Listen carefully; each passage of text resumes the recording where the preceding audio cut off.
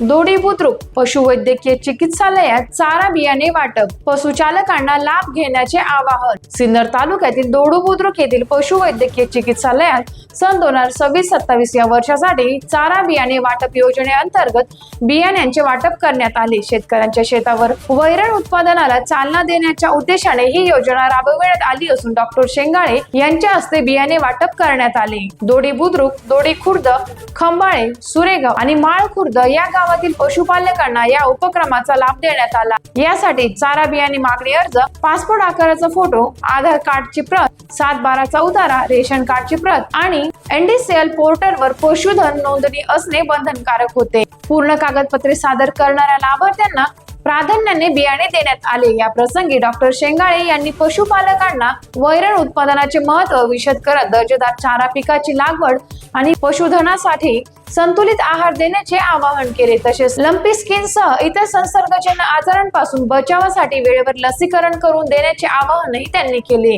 या योजनेमुळे दर्जेदार चारा उपलब्ध होऊन पशुपालन व्यवसाय अधिक सक्षम होईल असा विश्वास व्यक्त केला आहे। टाइम्स ऑफ महाराष्ट्रसाठी सिन्नर तालुका प्रतिनिधी नवनाथ आव्हाड यांचा रिपोर्ट।